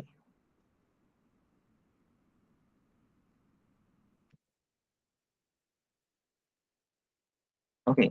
So the question is, trace the graph of the equation x times x minus 3 quantity squared times x plus 1. Y equals to x minus 3 quantity squared, x plus 1. Show the computations for intercepts as well as the same sign table for the slope. Right. So how to start with this one? Again, start with the intercepts. So then again, certain method. Given y is equal to x minus 3 squared, and x plus 1. So required is graph. Okay. Intercepts and scope. Okay, so solution. So let's start with the x-intercept. Intercept. Okay, so let's start with the x-intercept. So pag x-intercept, iset mo lang yung y to 0 and then solve for x. So that means to say, uh, 0 is equal to x minus 3 squared, and x plus 1. So 0 factor, x equals to 0. X minus 3 quantity squared is equal to 0. And x plus 1 is equal to 0. Ayan. So x equals to 0, this one is x minus 3 equals to 0 or x equals to 3. Here, it's x equals to negative 1. So your intercepts, therefore, are x-intercepts is 0, 0. This one is 3, 0. This one is at negative 1, 0. That's the first. Next is the y-intercept. So y-intercept. Okay, so y-intercept, you set y to 0. So y is equal to, sorry, y is equal to 0 times 0 minus 3 squared and 0 plus 1. Nakamultiply lahat by 0 dito. So y is equal to 0. So yung y-intercept therefore is at 0, 0. Okay, next is the scope. Okay, so pag walang asymptote, your scope just consists of the x-intercept. So ang divider natin, ayan, let's start tayo sa number line. So meron tayong negative 1. So nandito yung negative 1. We also have something exactly at 0, and then the last one will be at the 3. Dito. Okay, so here, 0 and then 3. Okay, so this one, kung ito yung parang divider niya, yung sa may intercept. So ang interval dito is negative infinity to negative 1. This one is negative 1 to 0. Ayan. This one is 0 to 3, and you have 3 to positive infinity. Okay. So, uh, next is create the sign table. Okay. So, ang row column, so sa rows is the intervals.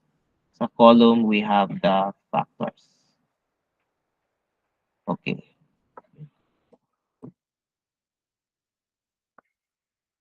Yan tayo. Okay, so let's start with the interval. So, negative infinity to negative 1. Okay. Then, you have negative 1 to 0. Then, next guy, 0 to 3. And then, oops, 3 to positive infinity. Okay, so for the factors, so ilista natin lahat ng factors na nandito. So, again, ang tip is, kung ano yung nag-correspond sa interval, yun rin yung unahin natin sa factors. So, the negative 1 corresponds to x plus 1. And then, next will be yung 0. So, yung 0 corresponds to the x itself. And then, x minus 3 yung pinakalas. So, x minus 3, pero the x minus 3 is actually squared. Then, of course, yung last part is yung, ayan, yung y mismo. Okay. So, pag na-arrange yun ng ganitong order, ang common dito is i-try mag-test out kayo ng values. But if you are able to arrange it properly, okay, kasi dapat magte-test ka, di ba yun? So, from negative infinity to negative 1. So, mag-try ka ng negative 2. And then you try to substitute each values dito. So, negative 2 plus 1, what is the sign of that? That's negative 1. So, negative dito. And then here, you substitute negative 2, that is still negative. And so on and so on. But again, if you are able to arrange it in the correct order, like yung sa interval and then versus the factors, ang magiging itsura ng table ninyo dito is ganito. Minus, minus, minus, plus, minus, minus, plus, plus, minus, and plus, plus, plus. So normally, in ana lang siya. But take note na naka-square ni siya. So whatever is the sign supposed to be of x plus 3, pag i-square mo siya, positive siya. Ang result is always positive. So kani siya, pang imo ni mo ni positive.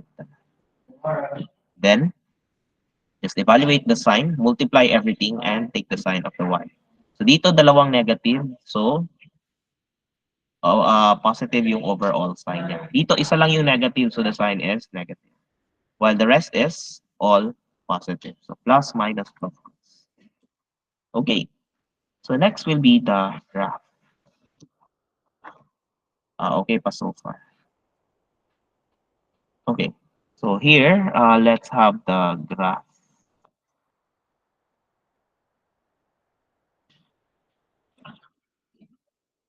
So, merong negative 1, okay, and then merong 0, and then we have the positive 3.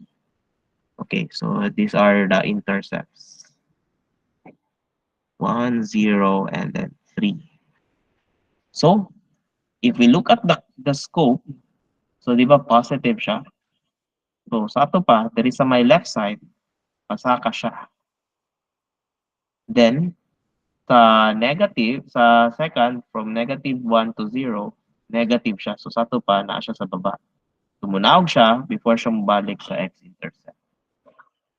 Sa third interval, from between 0 and 3, nag-positive siya. Sa ito pa, usaka siya before siya mabalik sa 3. And then lastly, yung pinaka-last na interval from 3 and beyond, kay pasaka siya. Sa ito pa, ang last part kay, saka siya back to infinity. Okay? So that is the graph of the function. Graph. Okay. So, inana lang siya. Okay, and delete. Next. Next is number 2.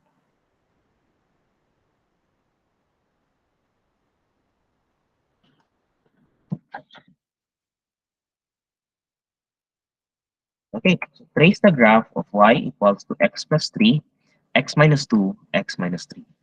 Show computations for intercepts as well as the sign table for the scope. So, yes. So, yeah. Okay, so given. Okay, so y is equal to x plus 3, x minus 2, and x minus 3. So required is again graph, intercept, and scope. Okay, solution. Okay, you start with the intercept. Again, 0 is equal to x plus 3, x minus 2, x minus 3. So 0 factor, x plus 3 equals to 0, x minus 2 equals to 0, and x minus 3 equals to 0. So solve values of x for each. You have x equals to negative 3, x equals to 2, and x equals to 3. So your x-intercepts therefore is negative 3, 0, 2, 0, and 3, 0. That's the first one. Next is yung y na naman yung i-zero natin for the y-intercept. So y is equal to 0 plus 3 times 0 minus 2 times 0 minus 3. So that would be y is equal to 3 times negative 2 times negative 3. So y equals to 3 times negative 2 is negative 6. Then negative 6 times negative 3 is positive 80 for y. So your y-intercept therefore is at 0, 80. Okay, so that's the y-intercept. Okay, now let's move again to the scope. Okay, so again, number line tayo. Locate all the x-intercepts. So, with reference 0. So, una yung negative 3. 1, 2, 3. Here, first point. Second point is yung sa may 2. So, 1 and 2. Second point. And then third point yung sa 3. Okay, so here are the partitions. Okay, and for the interval, that would be negative infinity to negative 3. Then you have negative 3 to 2. And then you have 2 to 3. And then 3 to positive infinity. Okay, next will be the sign table. Okay, so again, intervals and the factors. Again, try to arrange it properly.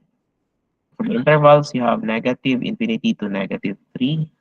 Then you have negative 3 to 2. Then you have 2 to 3. Lastly, you have 3 to positive infinity. 2, 3, and 4. As for the factors, so una yung negative 3, so you try x plus 3 first. Okay, x plus 3. And then next guy yung x minus 2, that corresponds to the 2. And then next is yung x minus 3. Okay, and then y.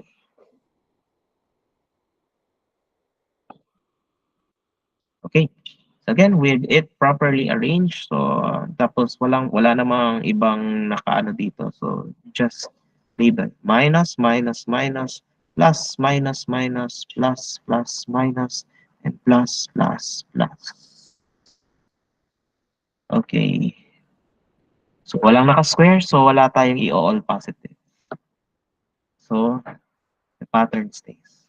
So, as for the sign of y, you just need to count the negatives. The negatives. Kung odd number, negative siya. Kung even number, it's positive. So here, it's negative. Here, it's positive. Here is negative kasi isa lang. And here is all positive. Okay, so as for the graph.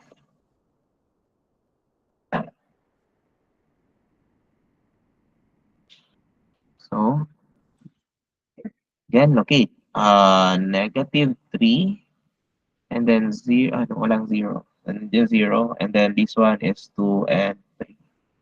Okay, so locate all the x-intercept, and you're supposed to be y-intercept is that's pila to, 18. Layo naman kayo ng 18. Technique. Pinagbabawal na technique. 9 and then 18. Easy. Okay, next guy, dito yung fourth point. Okay, so first point is sa scope, ang una is negative. So to the left of the yung pinaka-negative, so galing siya sa negative. So you will start here. Next guy, from negative 3 to 2, nag-positive siya. So meaning, di musaka siya. And then, within the interval is yung 18. So sa to pa, sa na lang dyan na to ang 18. And then between 2 and 3, that's negative. Alternate siya. So sa to pa, unaog siya sa 2 before siya mabalik sa 3. Finally, yung last part is positive. So, saka siya dari. Positive. Okay? So that's the final graph. Okay? Questions? Ay, wala. Hindi ako pwede mag-question. Naka-record pala siya. Anyway. Okay. So, kindly view. Then I will delete.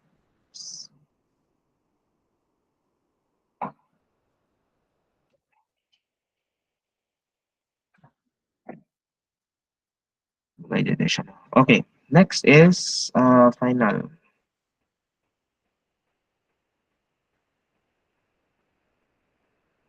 Okay. Wait lang. Pangutanaan ni kay sobra naman kong 2 hours. Ma-upload kaya ni sa YouTube. Hindi ko ka-upload o may limit kung pila ka hours lang na video ako ang uploaded to. So, hindi siya ma-upload. Oh, sorry.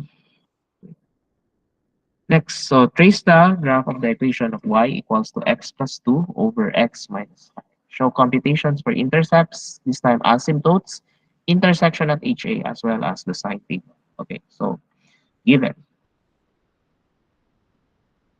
y is equal to x plus 2 over x minus 5. Required graph asymptote intersection at HA sine table.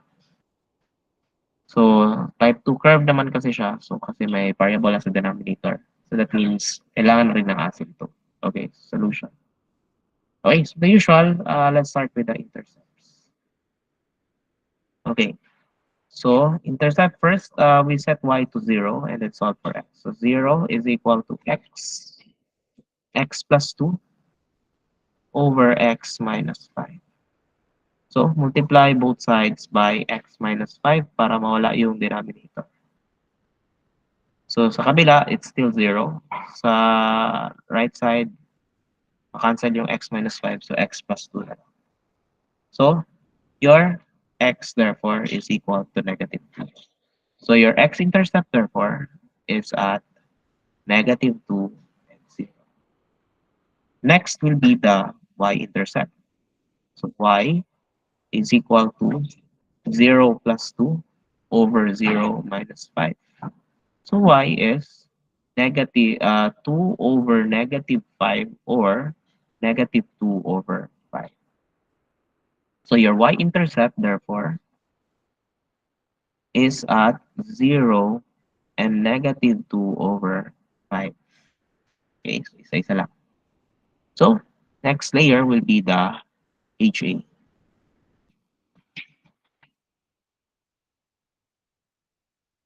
Okay, so, una pala yung VA. Sorry. So, for the VA, we just need to equate the variable to 0. So, that means x minus 5 is equal to 0. So, VA therefore is x is equal to 5. Okay. So, wala na yung coordinate. Dili na na yung himuong coordinate siya. The x equals to 5 itself is the VA. Okay. Ano siya. Next will be the HA. Okay. So for the HA, again, try at x equals to, let's try yung, para double purpose na lang din. Let's try the negative infinity. You know what I mean? Kung nalaman nyo sa lecture yan, pwede na yun siya. So, we will try. Y equals to negative 999 plus 2 over positive 9, negative 9999 minus 5. So, let's approximate. So, y, negative 9999 plus 2 over negative 9999 minus 5.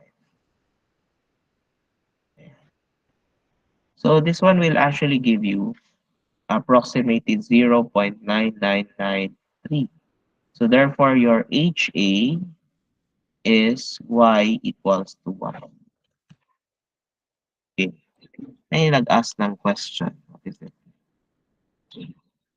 Sir, ngano nawala ang x plus 2 sa PA?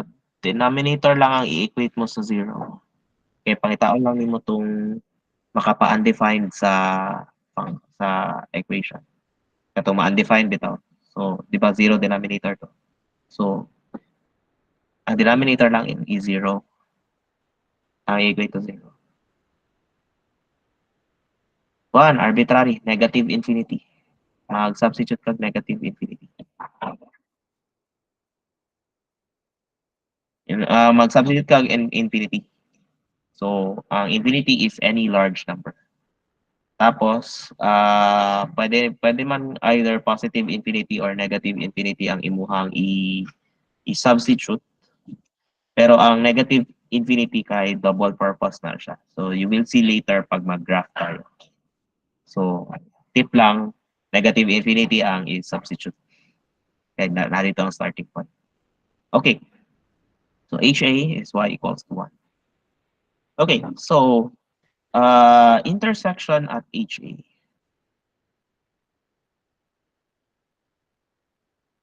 Okay. Saan na siya? Di ba ang HA nato is equal to 1? So we will try to substitute that to the original equation, yung 1 sa yy, kasi di ba y equals 1 through natin. And then we will try to solve for x. So 1 is equal to x plus 2 over x minus 5. Again, multiply both sides by x minus 5. So here you will have x minus 5 is equal to dito x plus 2. So transpose 2 and then transpose x. So you have negative 2 minus 5 is equal to x minus x. Or you will get negative 7 equals to 0. So as you can see, it gave you a false statement. So therefore, no intersection at HA. Okay, so that's the answer. Okay, so that's for the asymptote. Okay, now next is the scope. Okay, so for the scope, okay, sa number line, you need both the x-intercept, yung negative 2, at saka yung VA na 5. Okay, so yun yung divider natin, yung negative 2 na x-intercept, at saka yung VA na 5. Dito. Okay, so sila yung divider. What is the division? Again, here, negative infinity to negative 2. This one is negative 2 to 5. Finally, that's 5 to positive infinity. Okay, then, as per usual, create the so-called sign table. Okay, so intervals versus factors. Okay,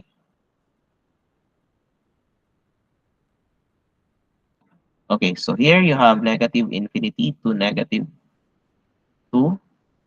Okay, and then you have negative 2 to 5.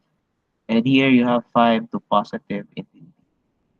So dito sa factors, it also includes factors in the denominator. Kasi 'di ba ang ruling sa sign kay also applies to division.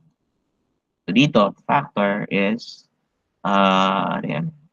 X minus nauna is yung x plus 2, 'di ba? Kasi negative 2 yung unang interval. And then next is yung x minus 5. And then saka natin malalaman yung y. Okay, so sign. Minus, minus, plus, minus, plus, plus. Okay. Then, this one is plus, minus, and then plus. Okay, so walang anything special, walang naka-square na factor. So, yeah, as is. Okay, next guy, graph.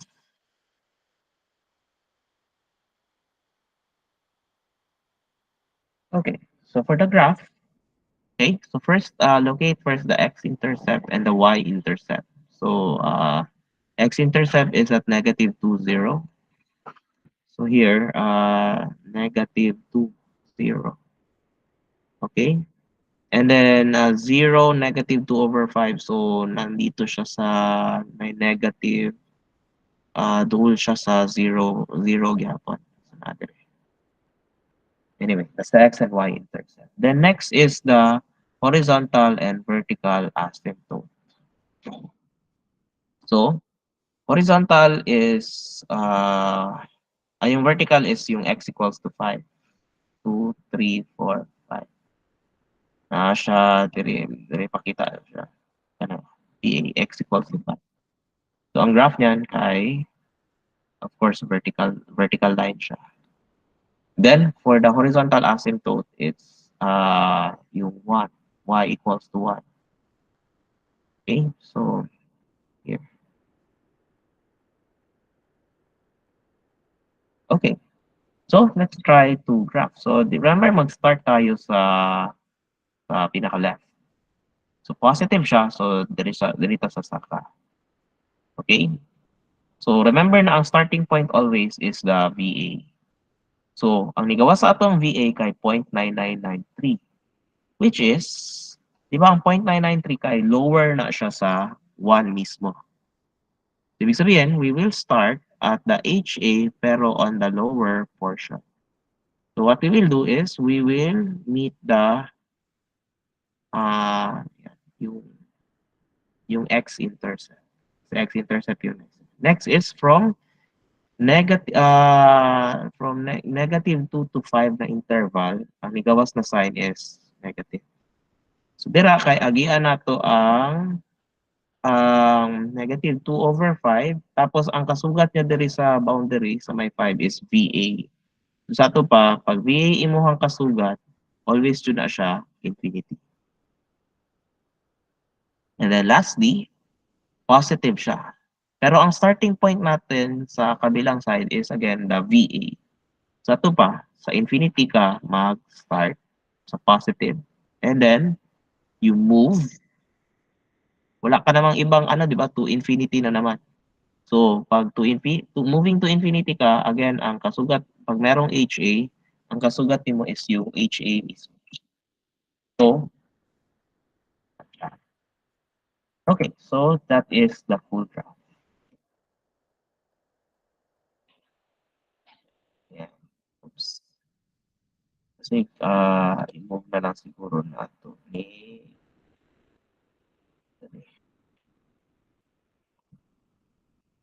Anyway, oops.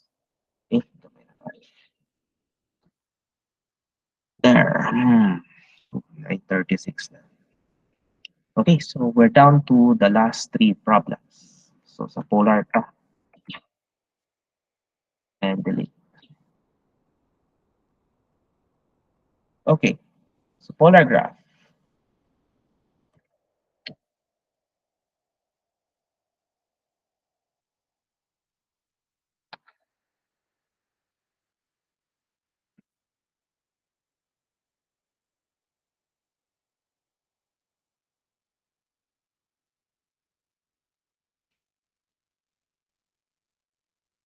Okay, so trace the graph of the equation 2 plus 3 cosine theta. So dito sa may polar graph, medyo madali lang yung ginahanap ko. So trace the graph. So again, ang solution nyo lang dito is yung table of values from 0 to 360 and then yung graph.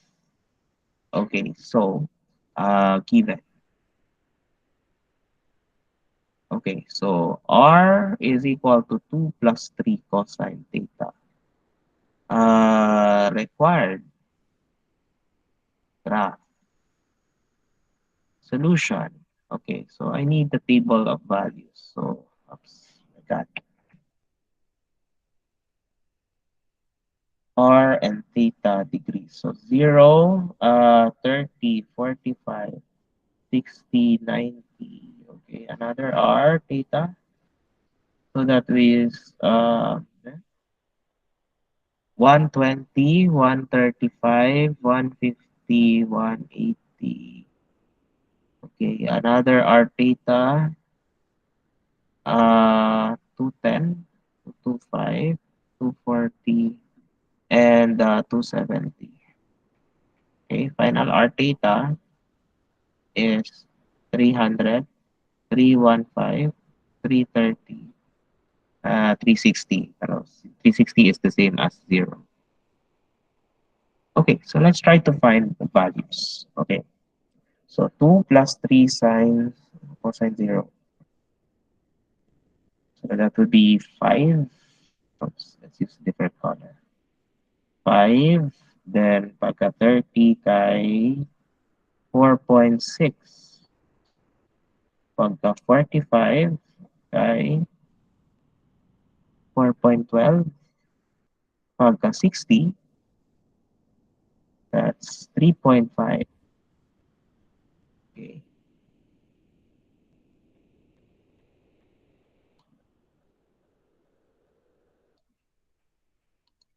3.5. Then pagka 90 kay 2. Okay. Then 120. Okay, so that's 0.5. And then pagka 135 kay negative 0.12. And then pagka 150 ay negative 0.6. And then pagka 180 kay negative 1. What about 210? So negative 0.6. Okay, so murag babalik naman ni siya symmetric, naman siya symmetry. So definitely mubalik ang iyang ano. So makita ninyo negative 6.6, 0.12. So definitely kani kay 0.5 pud ni siya. If I try 270 right away, it will give you 2. So ibig sabihin nagabalik na iyang value. So I just need to supply here 3.5, 4.12, and 4.6. Yes. Question. Ang polar curve mismo dili na kailangan French curve pero katong circle yeah, kailangan gwapo to siya. Bahalag freehand lang ang polar curve mismo. Basta ang circle kay okay. Katong mga concentric circles kay okay. Okay. So yeah.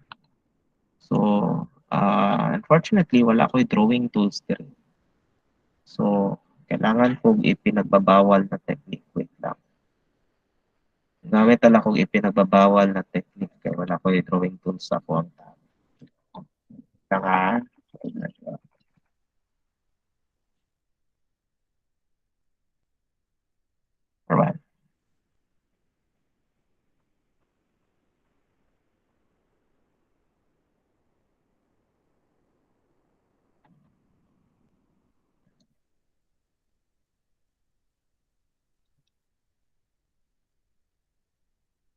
Pila to? Niabot tag 5 na? Niabot tag 5. So, makita ko ka ng graph na na 5 week.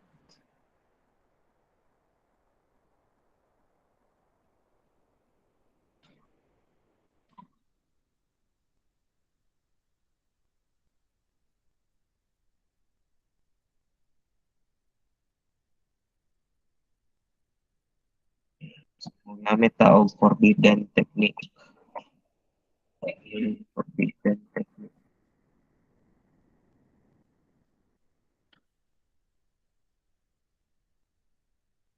Ako'y drawing tool, so I can make a graph. Okay, so, let's see. Ito muna ta. Satisfy pa namin pa na to.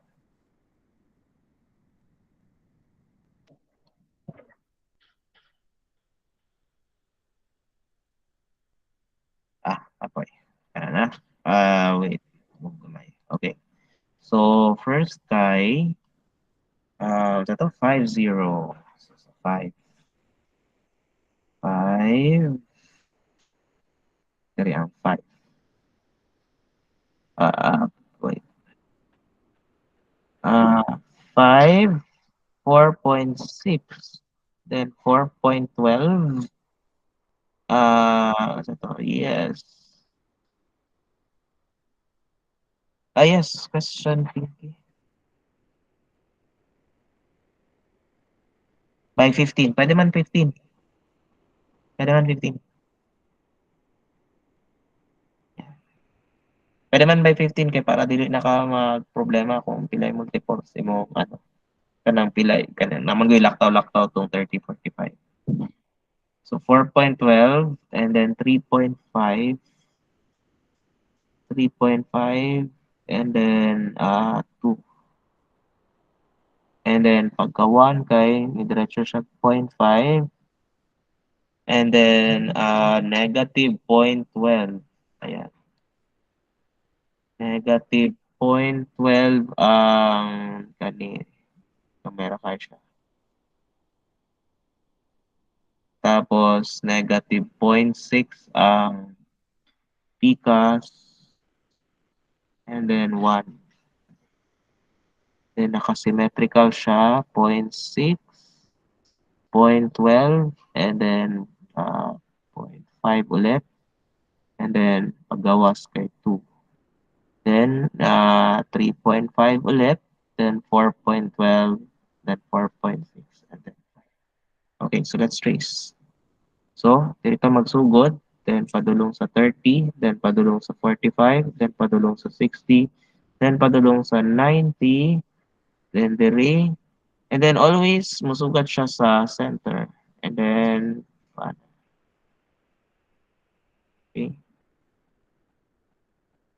then, okay, connect, connect, connect. Okay, so this is the final trace of the graph. For number 1, inner loop siya, tapos naka-face siya sa right. Okay. So, mo dapat na ang inyong final output. Oops, sorry.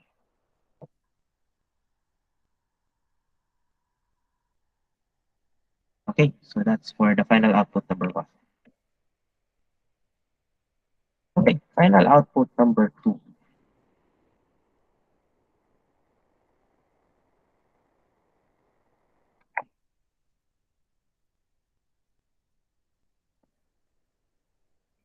Trace the graph of 4 cosine 3 theta.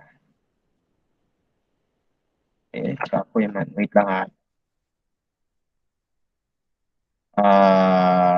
Mag-ina na po itong table. Okay, fine. Okay, so, bata po tag table. O yeah. Wait. Ah, given. R is equal to 4 cosine 3 theta. Required is graph solution. Okay, R and theta. So 0, 30, 45, 60, 90, 120, 135, 150, 150, and 180. Then, second one, r theta. So again, 210, 225, 240, 270, 300, 315, and 330. Okay, so let's start. Okay, so 4 cosine 3 theta. 4 cosine of 4 cosine 3 times 0. Okay, so that's equal to 1. Ano 4 pala, sorry. So that's equal to 4. And then let's have 30. So again, that's 0 for 45. That's negative 2.83 for 60. That's negative 4 for 90. Yeah, I bet that's 0. Okay, next for 120, that's 4. For 135, that's 2 point positive 2.83. And then pagka 150, back to 0. And then pagka 180, oops, sorry. Pagka 180, it's back to negative 4. Okay, next guy, 210. 210 is 0. Then next guy, 225 is 2.83. Then 240, okay, 4. 270 is 0. And then next guy, 300. So that's negative 4. 315 ay negative 2.83. And finally, 330 is 0. So next guy, graph.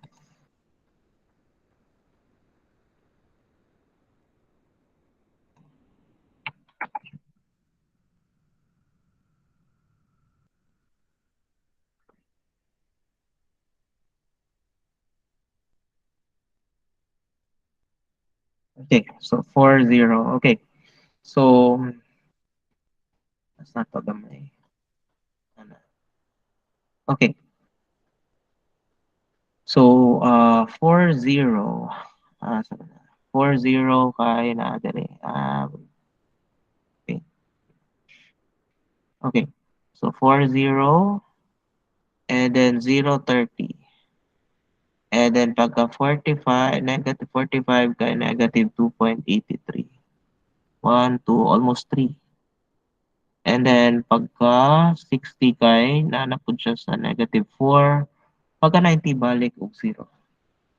Tapos pagka 120 balik siya sa 4. So 1, 2, 3, 4. Nadali. Or pagka 135 kay 2.83, ay wait lang. Mali ata akong 2.83. 1, 2, 2 almost 3. So dapat ang 4 kay nakadali. Okay, sorry, my bad. Erase din isa. Okay. Okay. So 4 and then 2.83 kay 3 man eh. Somewhere 3. And then 0. 0 ulit siya pagka uh, 50. And then pagka 180 kay balik siya sa negative 4. So at this point kay mura na siya gibalik. Okay? So actually for pag rose curve gani kutob lang na siya 180 pero syempre kay ang gi-require nako sa table kay kutob 330. So butang lang gyapon siya. Yes. Sir, sa may mga decimals pwedeng estimated lang or accurate jud ang measurement. Yung sa graph. O estimate lang man talaga yan siya. Na-estimate yung siyempre yung malapit rin na estimate. Na lisod pod og ang nakabutang kay 4.5 tapos gibutang nimo siya sa 10, 'di ba? Di na jud na siya katuohan. Kanang 4.12 between between 4 and 5 na siya tapos duol-duol na siya sa may 4 banda. Dito pwede mo siya ibutang duol-duol pud sa 4. Okay, so let's start. So from 4 to 30, again, kung naay gap, kung iambak siya 0 kalit, ayaw siya i-diretsong straight line. Remember na nag-move siya by circle. So make it circular. Okay, 3, connect, and then 0 siya balik. 3. Then, kanikay, sa taas, connect diri. Then finally, pababa. Okay, so remember 3 theta, so expected 3 petals. So here you go. Okay, so that is number 2. Okay, so and wait. Okay, final graph number 3. Okay, so good. Number 2, polar graph. Trace the graph of the equation r squared equals to 9 sine 2 theta. So given. Yes. Question. Pencil ang graph sa circles. Sige, pwede pencil sa graph. Pero kung pwede katong polar curve mismo paki-pen to siya. Okay. So given r squared is equal to 9 sine of 2 theta. Required graph solution.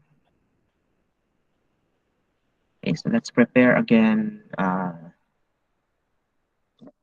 theta 0, 30, 45, 60, 90, 120, 135. What? 135, 150, and 180. Okay, tapos dito r theta. So this is 210, no? 225, 240, 270, 300, 315, and 330. Okay, so let's fill in the values. So dito, kay r squared siya. So pagkuha ng r, kay square root mo. Na take note that if you take the square root of a value, you always take into account positive and negative. So, gikan siya sa r squared. So positive, negative na siya. So square root of 9 sine of 2 times 0. Okay, so this one is 0. So wala man ay sign ang 0, di ba? So 0 as it is lang. 30, so that is plus and minus 2.79. Plus minus 2.79. For 45, it's plus and minus 3. Okay, what about for 60? It's plus and minus 2.79. For 90, it's 0. Okay. For 120, nag-math error siya kasi negative yung lalabas sa loob ng square root. So, you just place a dash or kagaya sa akin, x.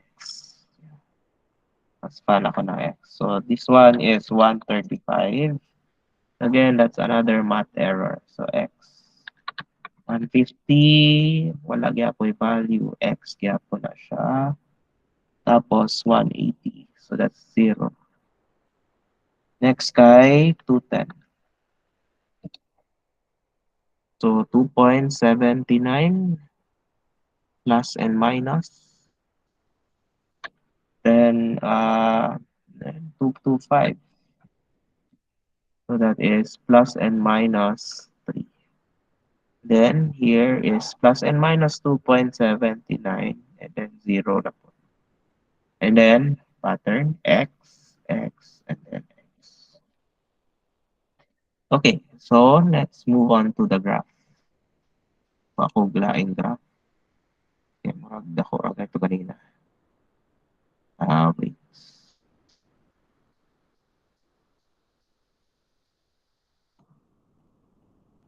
Well, kani. It should be enough.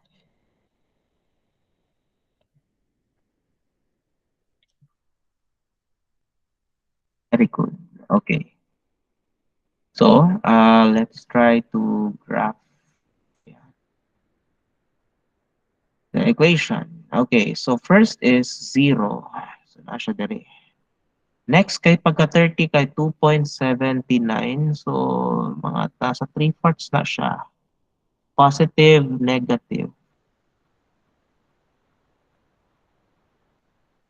Tapos, pagka 45 kay naabot siya sa may 3 jud mismo.